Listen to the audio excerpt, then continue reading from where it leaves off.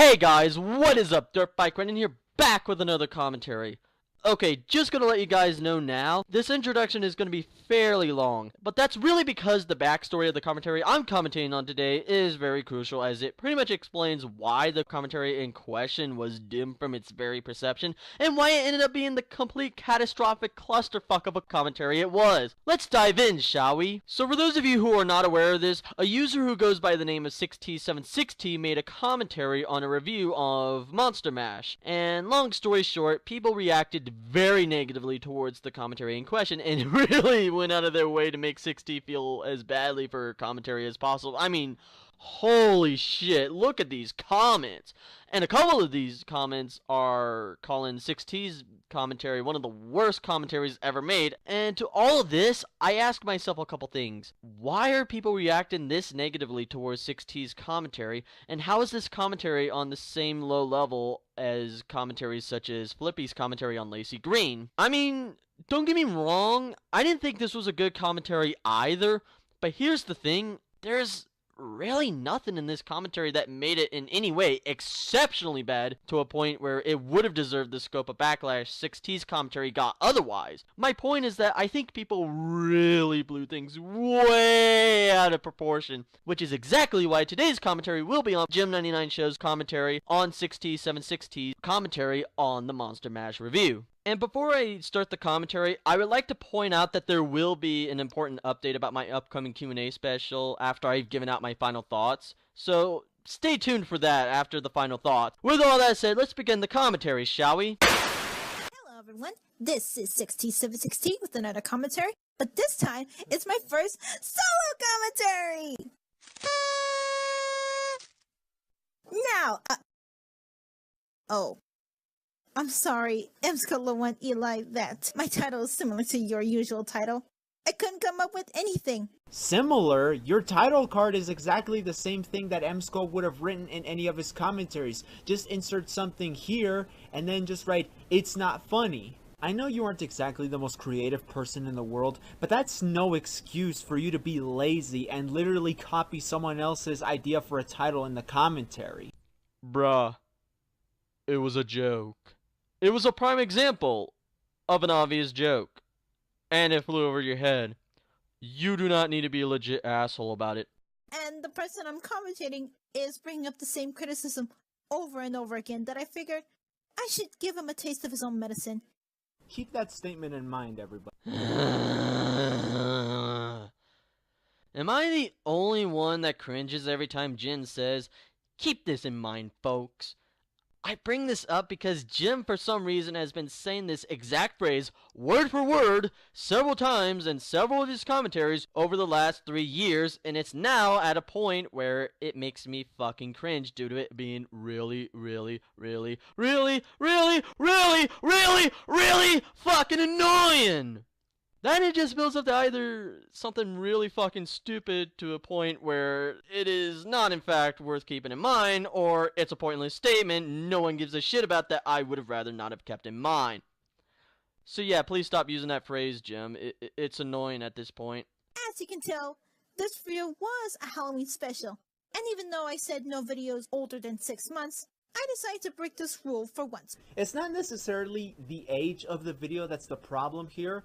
It's the fact that this is bad timing. You're commentating on a Halloween special review, and this commentary was posted in like, what, late April? Don't you think it would have been a better idea to hold on to the commentary for a while until Halloween is just around the corner? Yeah, it would make the video that you're commentating on a year older, but as long as no one else covers it or the guy hasn't improved any of his content since then I honestly think there wouldn't be an issue here if you just do that. Who the fuck cares? Why does this matter? That shit doesn't affect her commentary or her points in any way, shape, or form. And Jim, let's be honest, knowing you would have bitched about it anyway, based on how 6T's commentary turned out, and because of how easy you were willing to throw her under the bus, despite being her friend. I decided to break this rule for once because my commentary material is sort of dry. Finding commentary material may take a while to find, but it's not exactly what you would call hard, and I'm getting sick and tired of these people making that excuse. Here's how to find material. Go to the YouTube search bar and type whatever kind of video subject you want to tackle on, commentaries, reviews, rants, or anything you could think of. Then just use the filter to look for videos that were uploaded like today or last month. At least you would have been able to find one video for you to commentate on. It's not that hard, Adriana. Okay, time to play a devil's advocate. What if she has in fact tried to find material on her own through the YouTube filter and hasn't found anything she was interested in commentating on? I mean, you really do have to take into account that it honestly is easier said than done to find material that way for some people because of how extremely tedious it can be to find material through the YouTube filter. Greetings, everybody. This is Count Happy Spaceman with a special Halloween review. It's a time of fright, great fear, and spooks. So with that said, let us venture into something that is only scary in how bad it is. This is Monster Mash. Okay, so I won't talk like that during the entire review, but I will explain about this movie. What was the point for you to make that little remark on his acting? I never thought it was possible for a small little statement to waste so much time in this commentary. Makes a pointless criticism about her point being pointless when really she only made a joke. Shit, how do I put it? There's this beautiful bridge by my house. I'm gonna go jump off it. Though I never noticed it before, but it is just me, or do the background singers sound bored off their asses? Okay, so far you did a good job reviewing it. Yes, people. Adriana paused the video in her commentary just to agree with him.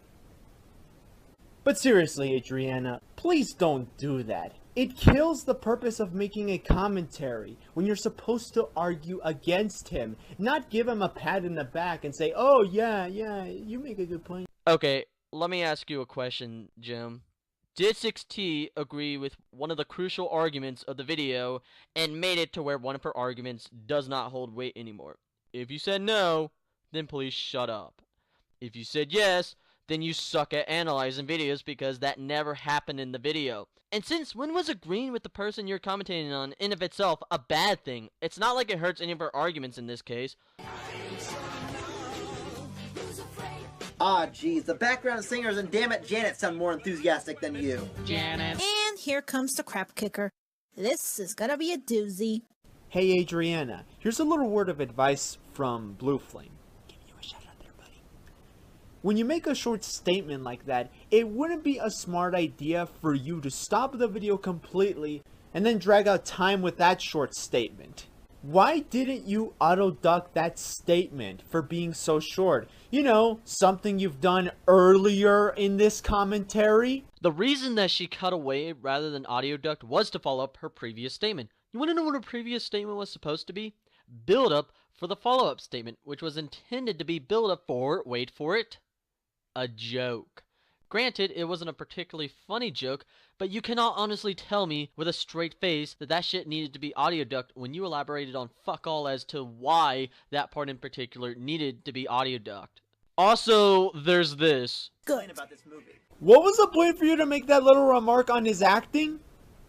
I never thought it was possible for a small little statement to waste so much time in this commentary. It wouldn't be a smart idea for you to stop the video completely and then drag out time with that short statement.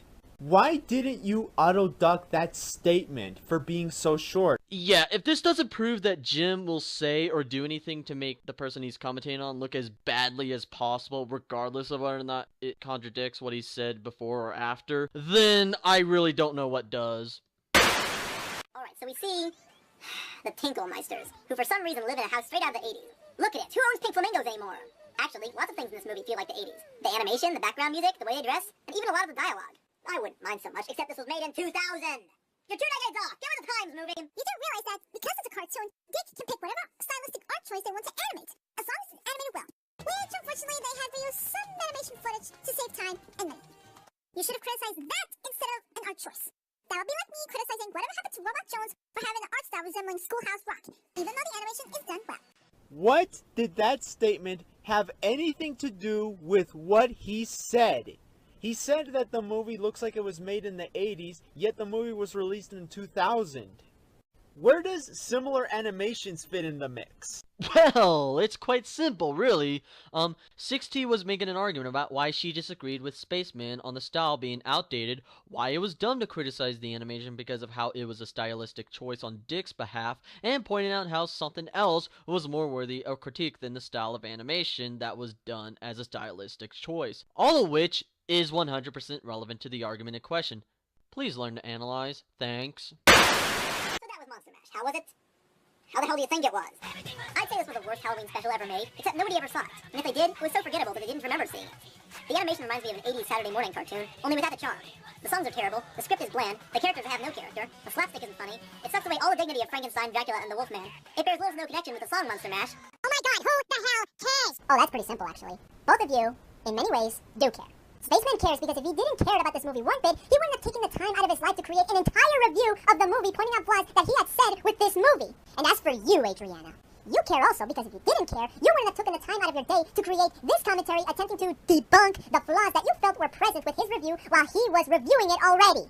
You know, it's really sad, Adriana, when we can debunk anything to say with very simple knowledge. So because she took the time and effort to make a commentary which she mostly made for fun, keep that in mind, Jim, that means she cares about a point that she felt was not important to Spaceman's review and also had no reason to be in the review in the first place.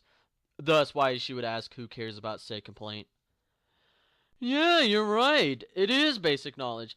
That is, if you're a goddamn retard who drowns himself from sticking his head into a fucking fishbowl because said retard didn't know which body part needed to be moved in order not to drown. But in all seriousness, that is the most mind-numbingly stupid argument I have ever covered in any of my commentaries outside of Flippy's entire commentary on Lacey Green. Congratulations. So with that said, here are my final thoughts.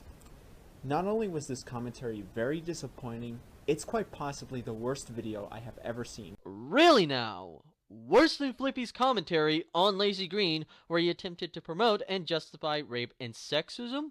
Worse than your commentary on Give and Take, where you showed how much of an immature, ignorant ass you were when it came to your lack of knowledge about sex?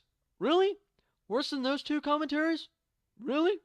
Nah, I think you're just trying to make 6T look a lot worse than she actually is, like the shitty friend that you are.